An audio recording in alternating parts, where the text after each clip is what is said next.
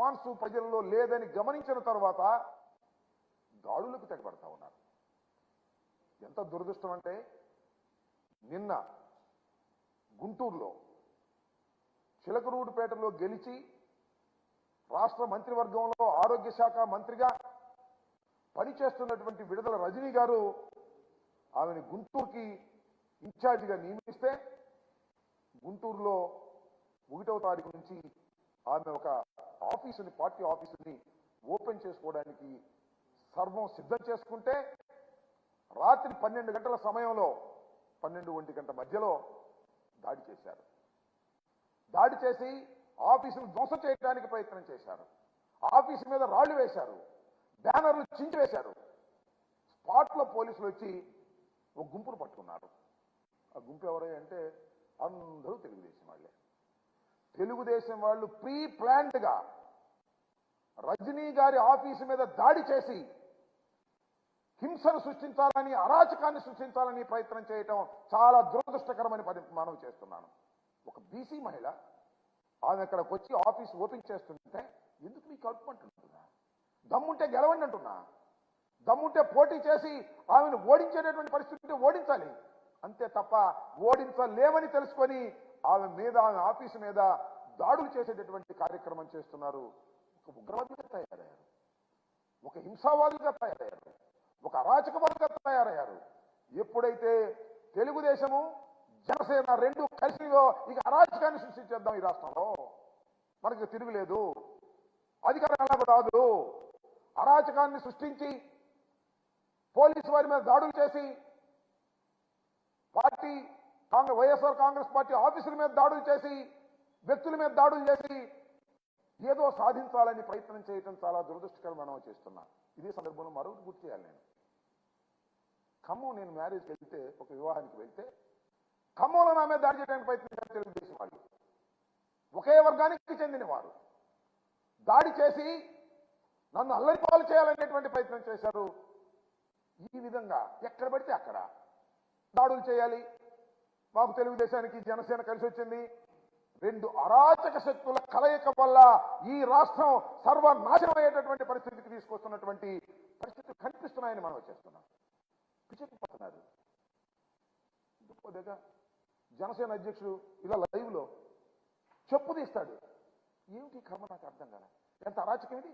ఒక పార్టీ అధ్యక్షుడు తాను ముఖ్యమంత్రి కాలేదని కాకూడదని ఆయన అనుకోవచ్చు, కానీ కొంతమంది అమాయకులైన ముఖ్యమంత్రి అవుతాడని అనుకుంటున్నటువంటి సందర్భం. జనసేన పార్టీ అధ్యక్షుడు 2 చోట్ల నిలబడి ఓడిపోయాడు, అది వేరే అంశం. లైవ్ లో ఈ విధంగా ప్రెస్ మీట్ లో మాట్లాడుతూ ఉంటే కాలుకున్న చెప్పు తీసి బూతులు వాడి వైఎస్ఆర్ కాంగ్రెస్ పార్టీ ఎమ్మెల్యేలను తిట్టేటటువంటి దౌర్భాగ్యమైన పరిస్థితికి వచ్చినటువంటి ఆ నాయకుడు పవన్ కళ్యాణ్ అరాచక శక్తి కాక అది ఉన్న మంచి చెప్పని అడుగుతా ఉన్నా. అలాంటి అరాచక శక్తితో నువ్వు కలిసి అరాచకాన్ని సృష్టించాలని ప్రయత్నం చేస్తున్నావంటే ఎంత దురదృష్టకరమైనటువంటి పరిణామాలు ఈ రాష్ట్రంలో వస్తున్నాయి ఆలోచించమని మనం చేస్తున్నాం. చంద్రబాబు నాయుడు గారు ఆ వయసులో పోలీసుల మీదకి జనాన్ని రెచ్చగొట్టాలనేటువంటి ప్రయత్నం చేస్తాడు. తరమండి పోలీసులు అంటాడు, కొట్టండి పోలీసులను అంటాడు. ఏమిటి దౌర్భాగ్యం? ఏమిటి ఇది అరాచకం? ఎందుకు ఈ ఫ్రస్ట్రేషన్? అధికారంలోకి రాలేమనే కదా ఇలాంటి దౌర్భాగ్యమైన పరిస్థితి మీరు చేస్తున్నారు. వాళ్ళ అబ్బాయి ఉన్నాడు, దత్తపుత్రుడు కాకుండా వాళ్ళ సొంత పుత్రుడు. ఎర్ర బుక్ అంట, నాకు అర్థం కాల.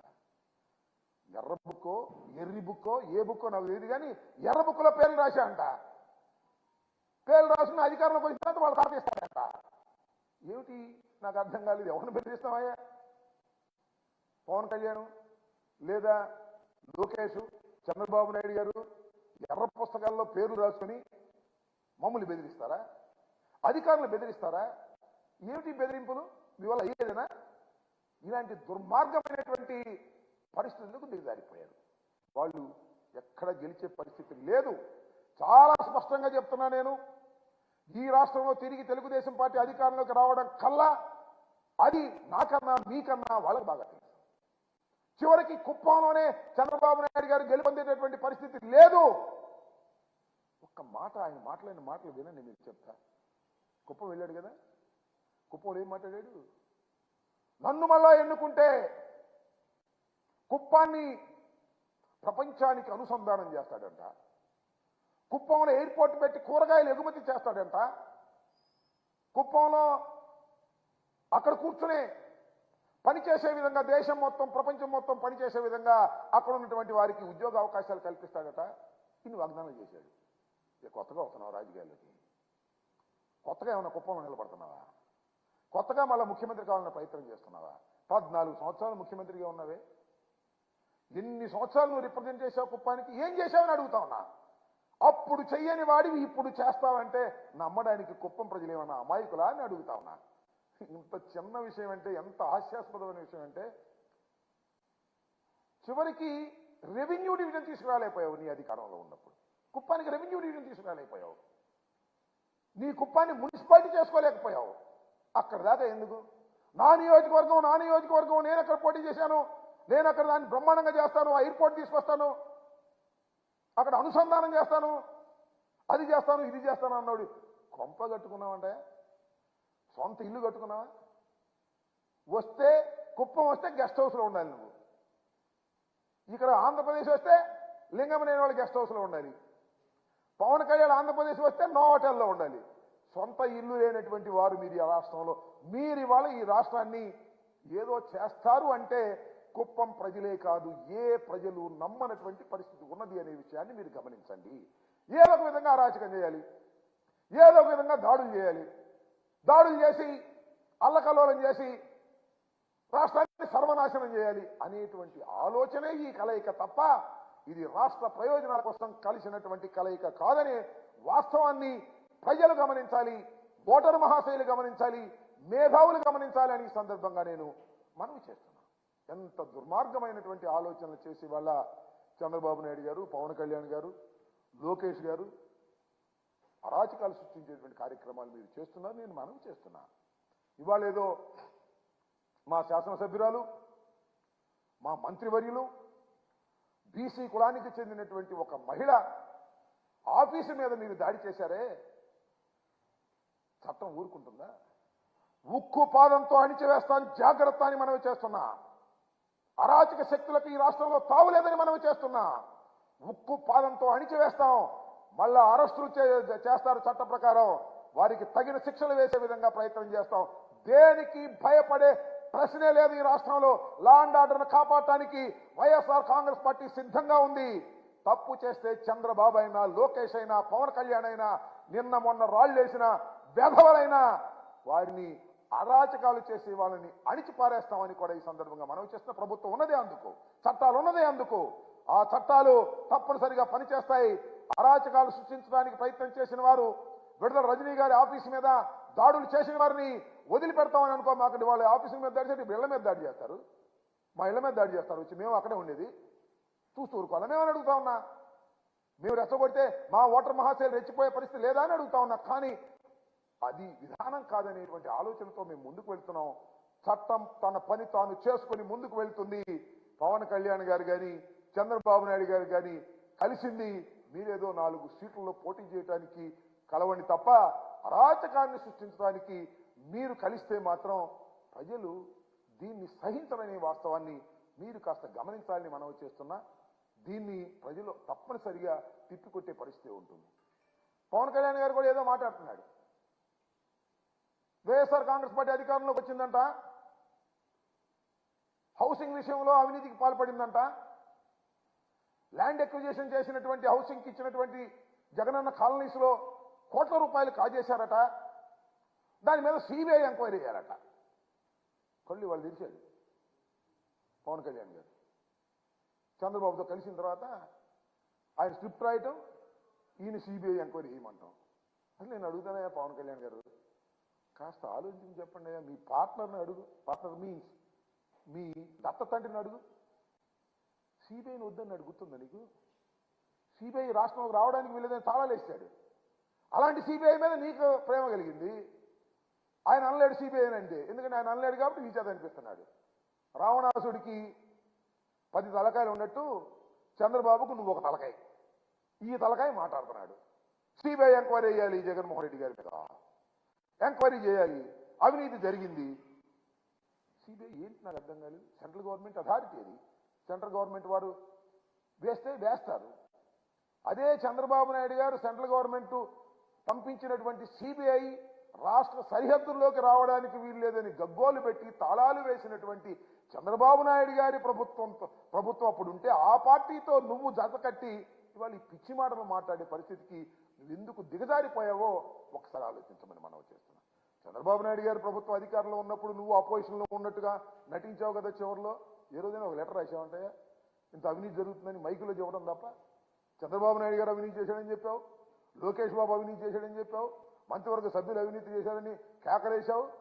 ఆ రోజు కూడా విమర్శించావు, మర్చిపోయావు నువ్వు కలిసిన తర్వాత. ఆ రోజున ఎప్పుడైనా కేంద్ర ప్రభుత్వానికి లెటర్ రాశావా? రాయు. ఎందుకంటే ప్యాకేజ్ సిస్టమ్. ఆయన ప్యాకేజ్ ఇస్తాడు, నువ్వు మాట్లాడతావు. ఇవాళ కూడా నువ్వు ఆయన ప్యాకేజ్ ఇస్తేనో ఆయన ఏదో ఇస్తేనో జగన్మోహన్ రెడ్డి గారి ప్రభుత్వం మీద సిబిఐ ఎంక్వైరీ చేయాలని లెటర్ రాసేటట్టి స్థాయికి దిగజారిపోయినటువంటి పరిస్థితిలో ఉన్నామనే విషయాన్ని ఈ సందర్భంగా నేను చెప్పదలుచుకున్నాను. మరొక విషయాన్ని చాలా స్పష్టంగా మరొకసారి రీట్రేట్ చేస్తున్నాను. ఈ జనసేన తెలుగుదేశం పార్టీ కలయిక రెండు అరాచక శక్తుల కలయిక. ఈ కలయిక రాష్ట్రానికి ఆరోగ్యకరం కాదు. ఈ కలయిక ఈ రాష్ట్రాన్ని సర్వనాశనం చేయడానికి పనికొచ్చేదే. వీళ్ళు గెలిచేవాళ్ళు కాదు, చచ్చేవాళ్ళు కాదు. అరాచకాన్ని సృష్టించి ఈ సాంప్రదాయాలన్నింటినీ కూడా భిన్నం చేసి అరాచకాన్ని సృష్టించాలనే ప్రయత్నం చేసేటటువంటి తత్వం కలిగినటువంటి చంద్రబాబు నాయుడు గారికి ఒకటే ఒక లక్షణం ఉంది. అధికారంలో ఉంటే అందరూ ప్రశాంతంగా ఉండాలి, పోలీసు వ్యవస్థ మంచిదని చెప్పాలి. అధికారం పోయిందంటే తగాదాలు సృష్టించాలి, గొడవలు సృష్టించాలి, పోలీసుల మీద ఎగబడాలి. ఇది చంద్రబాబు నాయుడు గారి నైజం. ఇది నేను చెప్పిన మాట కాదు, ఆయన తోడెల్లుడే పుస్తకంలో రాసినటువంటి సత్యాలు. మన ఎన్టీ రామారావు గారు కూడా అనేక సందర్భాల్లో పాపం ఆయన్ని దించేసిన తర్వాత చెప్పినటువంటి సందర్భాలు కూడా ఉన్నాయి. అవన్నీ చూసుకోమని మనవి చేస్తున్నా. కాబట్టి ఈ రాష్ట్రంలో అరాచకాలు సృష్టించడానికి ప్రయత్నం చేసేటటువంటి ఈ రాజకీయ శక్తుల్ని ప్రజలు గమనించాలని, ఎవరైతే అరాచకాలు సృష్టించడానికి ప్రయత్నం చేసి విడుదల రజనీ గారి ఆఫీసు మీద దాడులు చేశారో ఖబర్దార్ చెప్తున్నాం.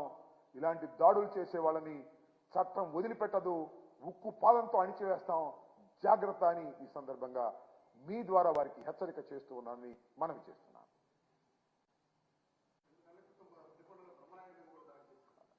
మొన్న కూడా బ్రహ్మనాయుడు గారి మీద దాడి చేసినటువంటి సంఘటన మీరు చూశారు. ఎక్కడైనా దాడి చేయటమే, దాడి చేసి అరాచకాన్ని సృష్టించాలి అనేటువంటి ఆలోచనతో వాళ్ళ మైండ్ సెట్ ఉంది. నేను మీకు చెప్తున్నా కదా, నేను ఖమ్మం బంధువుల మ్యారేజ్కి వెళ్తే అక్కడ నా మీదకి వచ్చారు పనికి మాలిన వాళ్ళు. అందరూ ఒకే సామాజిక వర్గం. చిత్రమైన విషయం. ఇలా నేను ఆ రోజునే చెప్పా, ఒక ఉగ్రవాద సంస్థలాగా మారుతుంది. ఎందుకంటే ఆ ఉగ్రవాద సంస్థ ఏమనుకునేవాళ్ళు చాలా మంది పూర్వం తుపాకీ గొట్టం ద్వారా రాజ్యాంగం రావాలనుకునేవాళ్ళు. వీళ్ళు కూడా రాళ్లు వేయడం ద్వారానో, ఫ్లెక్సీలు చించడం ద్వారానో, లేదు దబాయించడం ద్వారానో, లేదా ఎవరినైనా కొట్టడం ద్వారానో అధికారం సాధించాలని అనుకుంటున్నారా? అది మీకు పొరపాటు అని ఈ సందర్భంగా నేను మనవి చేస్తున్నాను. ఇలాంటి అరాచక శక్తుల్ని ప్రజాస్వామ్యంలో రాష్ట్ర ప్రజలే కాదు, దేశ ప్రజలు కూడా సహించలేనటువంటి వాస్తవాలను గమనించాలని కూడా ఈ సందర్భంగా మీ ద్వారా రాష్ట్ర ప్రజానీకానికి చెప్పదలుచుకున్నాను. గుంటూరులో జరిగినటువంటి సంఘటన ఏదైతే విడుదల రజనీ గారి ఆఫీసు మీద దాడి చేయడానికి ప్రయత్నం చేశారో ఆ ప్రయత్నాన్ని అన్ని రాజకీయ పక్షాలు, ఆ రెండు మినహా అన్ని రాజకీయ పక్షాలు ఖండించవలసినటువంటి అవసరం ఉంది. ఖండించకపోతే ఈ అరాచకాన్ని ప్రోత్సహించిన వారు అవుతారనే విషయాన్ని కూడా దయచేసి మీరు గుర్తుపెట్టుకోమని ఈ సందర్భంగా నేను చెప్పదలుచుకున్నాను. ఇంకా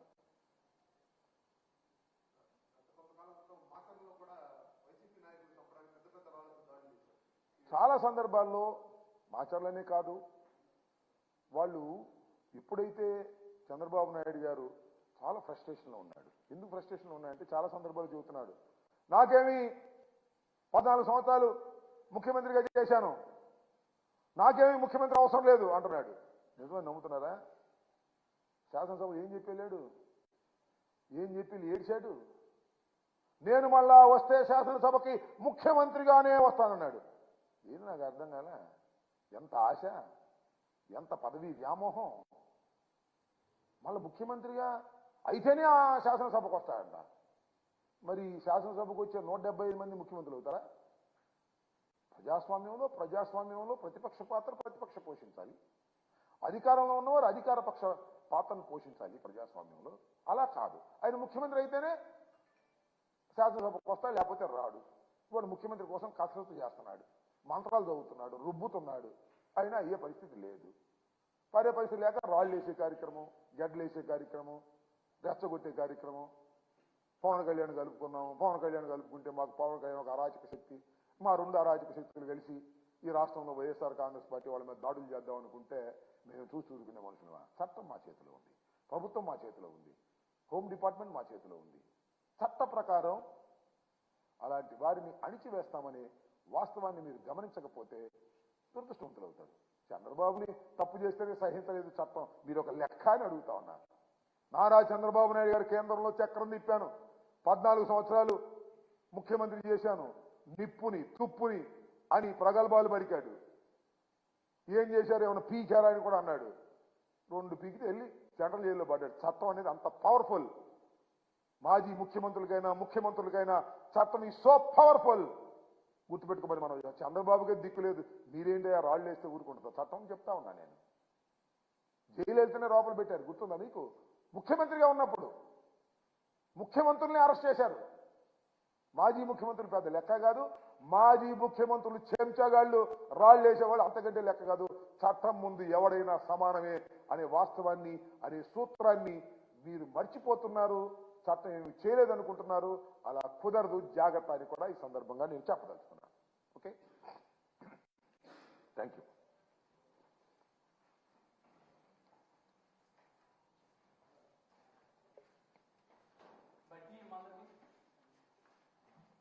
వీళ్ళు బిర్యానీ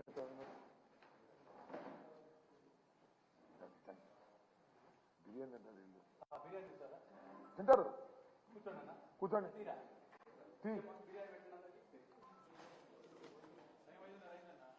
5:30 బిర్యానీ తింటే తెల్లబడి కరిగిపోతుంది. ఏమైనా ముస్లింలు కూడా 5:30 బిర్యానీ